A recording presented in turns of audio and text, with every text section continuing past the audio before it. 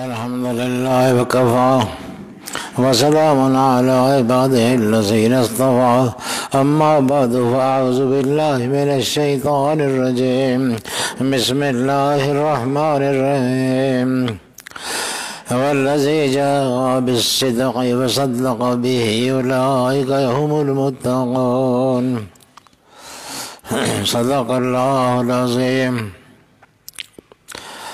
سیدنا حضرت صدیق اکبر رضی اللہ تعالیٰ عنہ کے بارے میں ہماری گفتگو چل رہی ہے۔ حضرت صدیق اکبر کی فضیلت ہر شک و شبہ سے بالا تر ہے، اور ان کا جو حضور صلی اللہ علیہ وسلم کے ساتھ خصوصی تعلق ہے وہ ایک ایسا تعلق ہے کہ وہ کسی کو بھی نصیب نہیں ہوا۔ نہ اسلام میں ان کا کوئی ثانی، نہ ہجرت میں کوئی ان کا ثانی۔ یعنی یوں تو صحابہ کرام سارے بڑی ہستیاں ہیں، بڑے ان کے درجات ہیں، لیکن ان میں مہاجرین جو ہیں ان کے درجے زیادہ ہیں بنسبت انصار کے۔ وہ درجے زیادہ ہونے کی وجہ بنیادی طور پر یہ ہے کہ وہ پہلے مومن ہیں، یعنی مکے میں ایمان لائے جو لوگ وہی اولی مومنین ہیں، تو وہ پہلے مومن ہیں۔ پھر انہوں نے ہجرت کی، یعنی انصار بعد کے مومن ہیں، وہ بعد میں ایمان لائے، پہلے مہاجرین ایمان لائے۔ پھر ہجرت کی سعادت انہی مہاجرین کو، مکے والوں کو حاصل ہوئی۔ یہ مکے سے ہجرت کر کے مدینے آئے، مدینے والوں کو یہ سعادت حاصل نہیں ہوئی۔ اور تیسری سعادت ہے انفاق مال فی سبیل اللہ، اللہ کی راہ میں خرچ کرنا۔ تو اس میں بھی کوئی شک نہیں کہ مہاجرین تو اس وقت سے خرچ کر رہے ہیں جس وقت حضور صلی اللہ علیہ وسلم مکے میں تھے اور 13 سال مکے میں رہے۔ انصار تو اس وقت انہوں نے خرچہ کرنا شروع کیا، انفاق فی سبیل اللہ شروع کیا جب حضور صلی اللہ علیہ وسلم ہجرت کر کے مدینہ طیبہ تشریف لے آئے تھے۔ لیکن ان مہاجرین میں صدیق اکبر انہیں 3 وجوہات کے بنا پر زیادہ افضل ہے۔ یعنی جس وجہ سے سارے مہاجرین انصار سے افضل ہے، اسی وجہ سے صدیق اکبر ان سارے مہاجرین سے افضل ہے۔ وہ اس طرح افضل ہے کہ ایمان لانے میں، یہ تو میں پہلے بیان کر چکا ہوں کہ ایمان لانے میں سب سے پہلے وہ ہے ہی ہے۔ اس لحاظ سے انصار اور مہاجرین کے فرق میں جو یہ کہا جاتا ہے کہ انصار بعد میں ایمان لائے، مہاجرین پہلے ایمان لائے، یہ تو ٹھیک ہے، لیکن مہاجرین میں سب سے پہلے کون ایمان لایا وہ سیدنا صدیق اکبر ہے۔ اچھا، پھر یہ مہاجرین میں سے سب نے ہجرت کی۔ ہجرت کرنے والے تو جتنے مکے کے لوگ تھے بے شمار لوگ گئے، مدینے جا کے آباد ہوئے، سب مہاجر ہیں۔ ان کے ساتھ ہم سفر بھی تھے، کوئی اکیلا تھا، کوئی 2 تھے، کوئی 3 تھے، کوئی 4 تھے، سب کو ہجرت کی سعادت حاصل ہوئی۔ لیکن یہ واحد مہاجر ہیں جن کو خود حضور صلی اللہ علیہ وسلم کے ساتھ ہجرت کی سعادت حاصل ہوئی۔ دوسرے تو علیحدہ گئے، کس شان سے گئے، کوئی چھپ کر گئے، کوئی کس طرح گئے، لیکن جس نے حضور صلی اللہ علیہ وسلم کے ساتھ ہجرت کی اور حضور صلی اللہ علیہ وسلم کے ساتھ غار میں بیٹھا اور راستے کی تکلیفات برداشت کی، وہ حضرت صدیق اکبر ہیں۔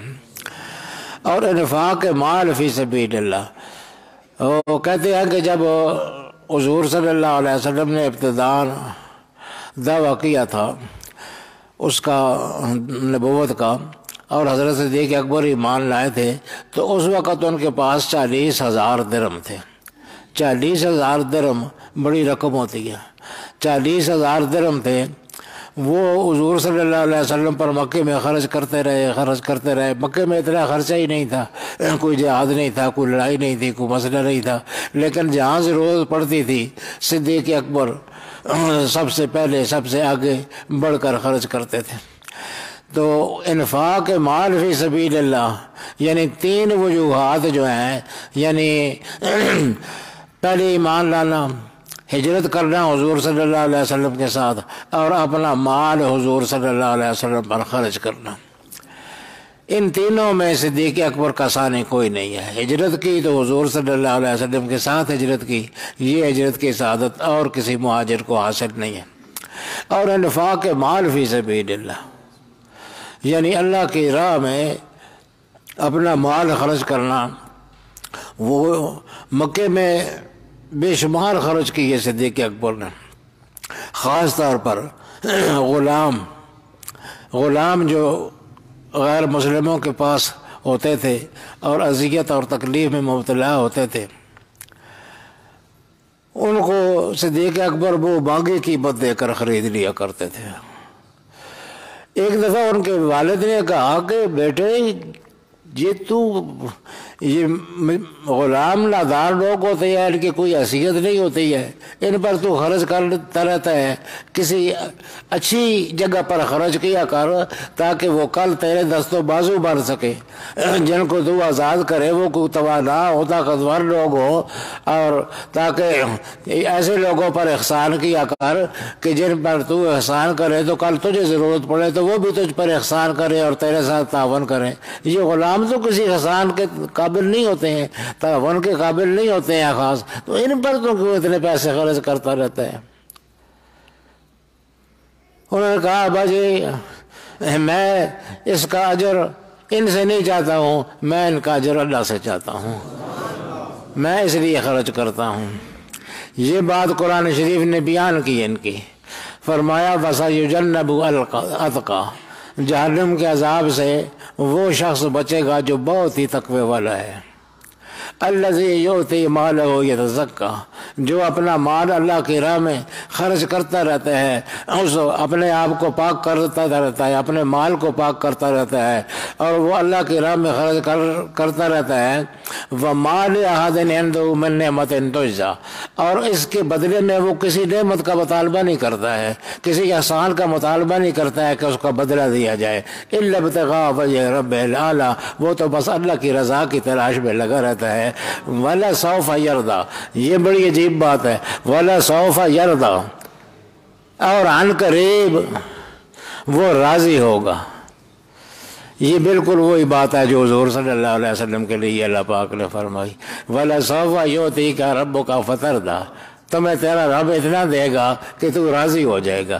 بہن نے یہ بات صدیق اکبر کے لیے فرمائی، فَلَا سَوْفَ يَرْضَىٰ، یہ تو اللہ کی رضا کے لیے سب کچھ کرتا رہتا ہے، وَلَا سَوْفَ يَرْضَىٰ، اور اللہ بھی اس کو اتنا دے گا کہ یہ بھی راضی ہو جائے گا، خوش ہو جائے گا۔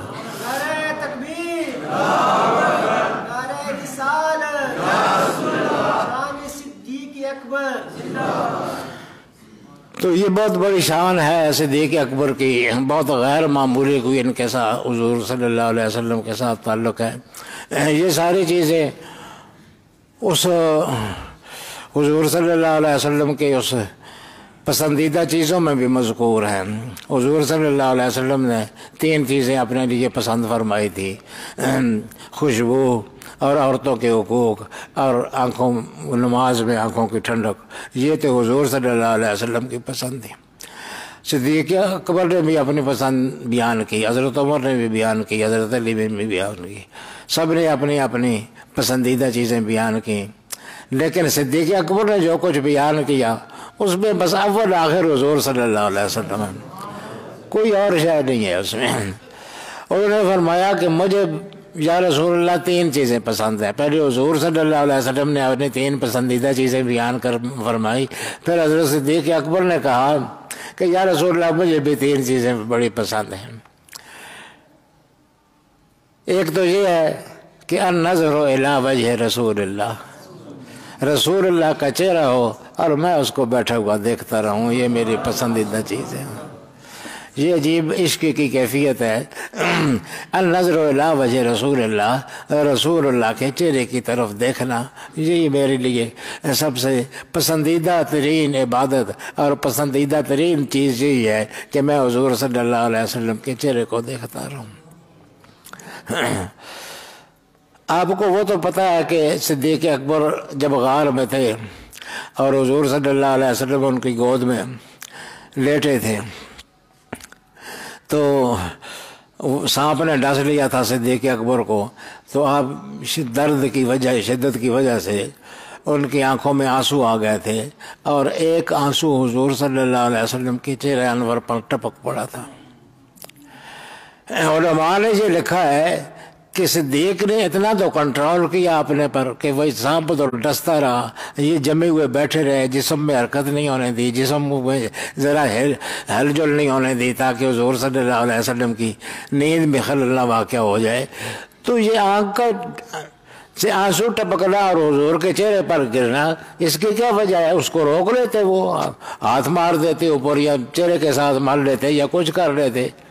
وہ کیوں انہوں نے اس چہرے حضور صلی اللہ علیہ وسلم پر گرنے دیا؟ اس کو روکنا تو ممکن تھا نا، ہاتھ ہی مار دیتے وہاں پر۔ روک، آدمی کے آنسو آئے تو آدمی آنسو کو وہاں پر مل لیتا ہے یا کچھ کر لیتے ہیں۔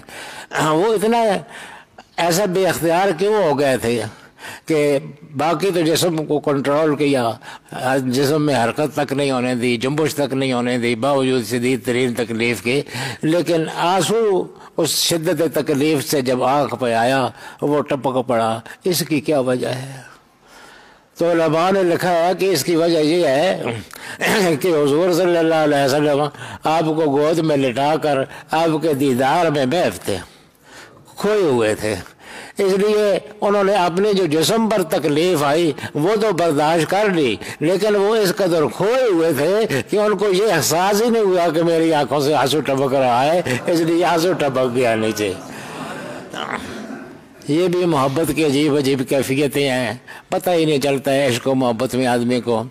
تو انہوں نے کہا کہ النظر الی وجہ رسول اللہ، رسول اللہ کے چہرے کو دیکھنا یہ سب سے پسندیدہ چیز ہے۔ اس کے بے شمار واقعات ہیں صدیق اکبر کے۔ اور دوسری انہوں نے بیان کی کہ انفاق و مالی علی رسول اللہ، میں اپنا مال اللہ کے رسول پر خرچ کرنا، یعنی وہ اللہ کا نام نہیں لے رہے ہیں، رسول اللہ کا نام لے رہے ہیں۔ یہ اب ان کا ذوق ہے، ان کی محبت ہے، ان کی ادا ہے کہ وہ کہتے ہیں کہ انفاق و مالی علی رسول اللہ، اپنا مال رسول اللہ پر خرچ کرنا۔ اگرچہ رسول اللہ پر خرچ کرنا اللہ ہی کے لیے تھا، لیکن انہوں نے ذکر یہ نہیں فرمایا کہ اللہ کے راستے میں مال خرچ کرنا۔ ان کے چونکہ ذہن پر چھائے ہوئے رسول اللہ تھے، اس لیے وہ ہر بات میں رسول اللہ کا نام لیتے ہیں۔ النظر الی وجہ رسول اللہ وانفاق و مالی علی رسول اللہ، اور رسول اللہ پر اپنے مال کو خرچ کرنا۔ بہت خرچ کیا انہوں نے مال۔ تو کہا جاتا ہے کہ یہ 40,000 درہم کے مالک تھے جب یہ اسلام لائے۔ وہ حضور پر خرچ کرتے رہے، وہ سارا کچھ خرچ کر دیا، 35,000 روپیہ خرچ کر دیا۔ اس وقت 35,000 روپیہ بہت بڑی رقم ہوتی تھی۔ وہ زیادہ تر مسکینوں کو، ضعیفوں کو، غلاموں کو آزاد کرنے میں خرچ کرتے رہے، بے شمار غلام آزاد کیے، تقریباً 40 حضرت بلال کی طرح تکلیف میں مبتلا لوگ جو ہے وہ آزاد خریدے، منہ مانگی قیمت دی اور اللہ کے لیے آزاد کر دیا ان کو۔ تو یہ پھر جب حضور صلی اللہ علیہ وسلم ہجرت کے لیے جا رہے تھے تو اس وقت 5,000 روپیہ تھا ان کے پاس۔ بینک وینک تو ہوتے ہی نہیں تھے، گھروں ہی میں ایک ڈولی میں رکھے ہوئے ہوتے تھے پیسے، تو وہ بھی سارے کے سارے پیسے نکالے اور حضور صلی اللہ علیہ وسلم کے ساتھ لے گئے۔ تو ان کی بیٹیاں کہتی ہیں کہ پیچھے جو ابا جی تھے صدیق اکبر کے، ابو قحافہ، وہ کہتے تھے کہ وہ چلا گیا، کہتے پیسے جیسے کچھ نہیں دے کے گیا تھا، پیچھے خرچے دے کے اسی تھے۔ تو ہم ان کو تسلی دیتی تھیں کہ نہیں ابا جی پیسے ہیں، وہ پیسے یہاں چھوڑ کر گئے ہیں۔ تو وہ بہت بوڑھے تھے، بہت کمزور ہو گئے تھے، تو ان کو نظر نہیں آتا تھا صحیح، اور ہم نے وہ جس ذرائع کے برابر پتھر جو ہے لا کر اس ڈولی میں رکھ دیے تھے۔ تو ابا جی نے جب شکایت کی تو ہم نے کہا جی نہیں پیسے آئیے، ڈولی بھری ہوئی ہے۔ وہ ڈولی لا کر ان کے سامنے رکھی، انہوں نے ہاتھ مار کے دیکھا، مطمئن ہو گئے، کہا ہے کوئی خرچے کے لیے انتظام کر گئے ایسے دیکھے اکبر، حالانکہ کوئی شے ہی چھوڑ کر نہیں گئے تھے، سارا کچھ ساتھ لے گئے تھے۔ تو یہ انفاق و مالی اپنا مال خرچ کرنا رسول اللہ پر یہ پسندیدہ شے تھی. اس میں یہ بہت آگے ہیں، کوئی ان کا ہمسر نہیں ہے. ایک دفعہ جب آپ حضور صلی اللہ علیہ وسلم نے غزوہ تبوک کے لیے چندہ کر رہے تھے، بڑا مشہور واقعہ ہے یہ، تو اس میں حضور صلی اللہ علیہ وسلم چندے کا بار بار کہہ رہے تھے. تو حضرت عمر نے کہا کہ آج تو میرے پاس میرے مال و دولت کافی ہے، آج میں صدیق اکبر سے سبقت لے جاؤں گا. چنانچہ وہ گئے اور گھر میں جو کچھ تھا اس کا آدھا کیا، آدھا خاندان کے لیے رکھا، بچوں کے لیے رکھا، بیوی کے لیے رکھا، اور آدھا لا کر حضور صلی اللہ علیہ وسلم کو پیش کر دیا. اتنے میں وہ رفیق نبوت بھی آ گیا. علامہ اقبال کہتے ہیں کہ تھوڑی دیر بعد اتنے میں وہ رفیق نبوت بھی آ گیا. وہ نبوت کا دوست، وہ بھی جس سے بلائے عشق و محبت ہے استوار. عشق و محبت کی بنیاد اس پر استوار، جس کے نام سے استوار ہوتی ہے، وہ صدیق اکبر ہے. وہ بھی آ گیا. گھر میں کوئی چیز نہیں چھوڑی تھی، گھر میں جو چیز تھی وہ اٹھا کر لے آئے تھے. جب بولے حضور صلی اللہ علیہ وسلم نے کہا چاہے یہ فکر عیال بھی. حضور نے کہا کہ ابو بکر گھر کا بھی فکر کرنی چاہیے، یہ تو سارا کچھ جو کچھ گھر میں تھا اٹھا کر لے آیا ہے. بولا وہ عشق و محبت کا رازدار، وہ عشق و محبت کا رازدار جو ہے وہ بڑی محبت سے بولا بلبل کو پھول ہے پروالے کو پھول ہے، بلبل کو پھول ہے پروالے کو چراغ بس، صدیق کے لیے خدا کا رسول بس. جب پروانہ شمع کو دیکھ لیتا ہے اور پھر اس کو کسی چیز کی ہوش نہیں رہتی ہے، اور جب بلبل پھول کو دیکھ لیتی ہے تو اس کو پھر کسی اور چیز کی ہوش نہیں رہتی ہے. اسی طرح جب آپ یا رسول اللہ موجود ہیں پھر اور کسی کا کیا. بلبل کو پھول ہے پروانے کو چراغ بس، صدیق کے لیے خدا کا رسول بس.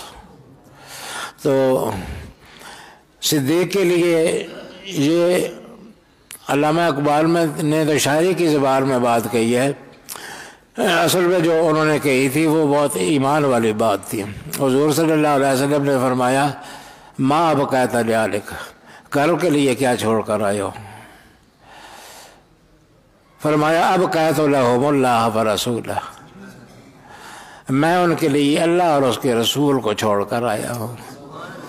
ان کی نگاہ رسول پر ایسی ٹکی ہوئی تھی، ایسی اٹکی ہوئی تھی کہ وہ ہر صورت میں وہ اللہ کے ساتھ رسول کا ذکر بھی کرتے تھے. اب کہتے اللہ و رسول، رسول تو یہاں بیٹھے ہیں جن کے پاس وہ اپنا سامان لے کر آئے ہیں، لیکن حضور نے جب پوچھا کہ گھر میں کیا چھوڑ کر آئے ہو، کہا جی گھر میں بھی آپ ہی کو چھوڑ کر آیا ہوں، ادھر بھی آپ کے لیے آیا وہ وہاں بھی آپ ہی کو چھوڑ کر آیا ہوں، میرے یہاں بھی میرے آپ ہے، میرے گھر میں بھی میرے آپ ہے. اب کہتا اللہ و رسول، اللہ اور رسول کو وہاں چھوڑ کر آیا ہوں. اس لیے انہوں نے کہا کہ نفاق و مالی نفاق و مالی علی رسول اللہ پر مال خرچ کرنا یہ دوسری میری پسندیدہ چیز ہے. وَأَن تَكُونَ ابْنَتِي تحت رسول اللہ. اور چوتھی خواہش یہ ہے کہ میری بیٹی جو آپ کی زوجہ ہے وہ ہمیشہ آپ کی زوجیت میں رہے، آپ کے ساتھ اس کو کوئی ایسی اس سے حرکت سرزد نہ ہو جو آپ کو ناگوار گزر جائے اور کوئی تلخی پیدا ہو جائے. اس لیے وہ ساری عمر آپ کے خادمہ رہے، آپ کی محبت کرنے والی رہے، آپ کی پیاری زوجہ رہے.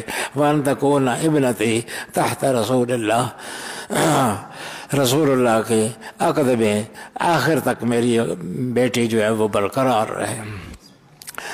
تو اللہ پاک نے ان کی دعائیں پوری کی، یہ ساری باتیں پوری ہوئیں.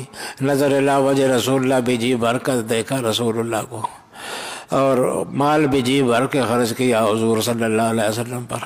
بیٹی نے بھی حضور کی اتنی خدمت کی کہ حضور صلی اللہ علیہ وسلم کی نگاہ میں خدیجہ کے بعد کوئی عورت نہیں تھی جو عائشہ کے ساتھ مساوی ہوتی ہیں۔ حضرت عمرو بن عاص نے حضور صلی اللہ علیہ وسلم سے پوچھا من احب الیک یا رسول اللہ، یا رسول اللہ آپ کو بہت زیادہ محبت کس کے ساتھ ہے؟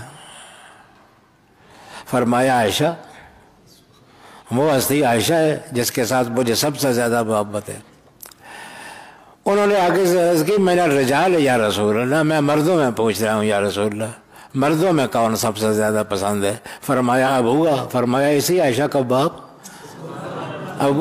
ابو بکر، وہ سب سے پسند ہے، سب سے پسندیدہ عورتوں میں سب سے پسندیدہ عائشہ ہے، مردوں میں سب سے پسندیدہ اس کا باپ ہے، ابو بکر ہے۔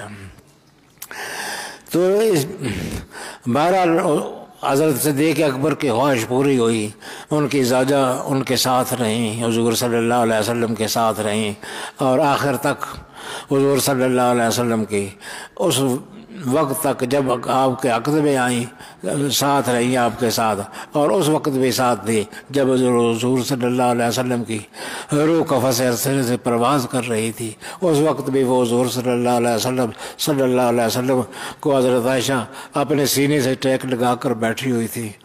صدیق اکبر اپنے سینے سے ٹیک لگا کے غار میں بیٹھے تھے، یہاں دنیا سے رخصتی کا وقت تھا، یہاں بھی حضرت عائشہ اور صدیق اکبر کی بیٹی ان کو سینے سے لگائے بیٹھی تھی، اور اسی حالت میں جب وہ ان کے سینے کے ساتھ لگے ہوئے تھے، اسی حال میں ان کی روح پرواز کر گئی۔ اللہم رفیق الاعلیٰ، باری تعالیٰ مجھے رفیق اعلیٰ کے پاس پہنچا دے، اعلیٰ ترین دوستوں کے پاس پہنچا دے۔ رفیق اعلیٰ خود اللہ ہی تھا، اللہ کے ساتھ ملاقات کے لیے اللہ کے حبیب اس حال میں روانہ ہوئے کہ ان کا سینہ جو ہے، ان کا سر جو ہے وہ صدیق اکبر کی بیٹی کے سینے کے ساتھ ٹکا ہوا تھا۔ تو یہ کیفیت حضرت صدیق اکبر کی عمر بڑھ رہی، اور پھر جب ان کا آخری وقت آیا، دنیا سے جب جا رہے تھے، تو یہ وقت تو ہر آدمی پر آنا ہے۔ تو صدیق اکبر کی رخصت کا وقت آیا، علیل تھے، بیمار تھے۔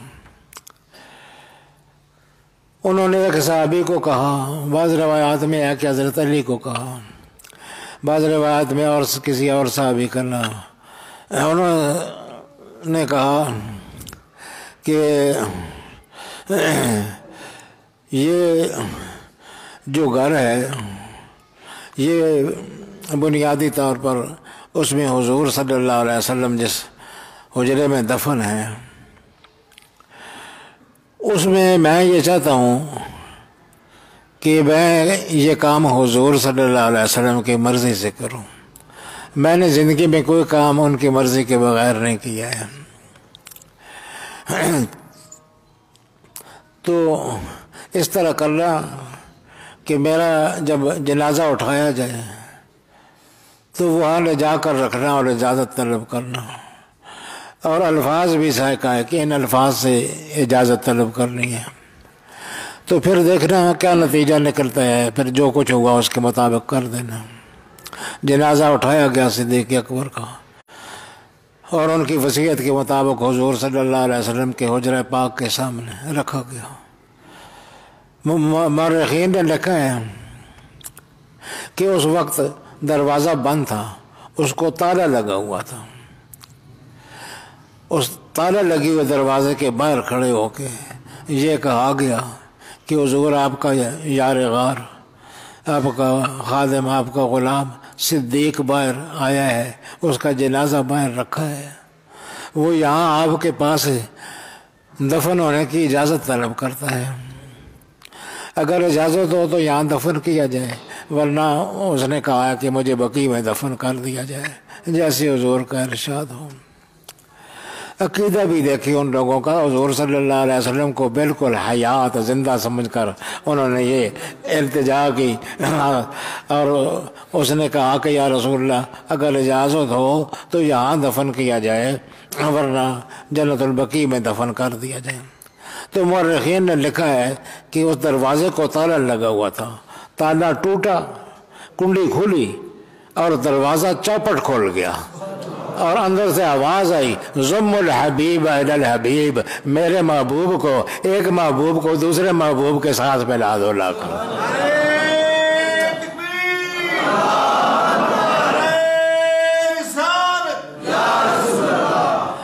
یعنی اللہ کے حبیب کے ساتھ جو اس کے حبیب کا حبیب ہے اس کو ملا دو، دونوں حبیبوں کو ایک جگہ کر دو، ضم الحبیب الی الحبیب۔ تو چنانچہ اس کے بعد حضرت صدیق اکبر کی وہاں تدفین کی گئی۔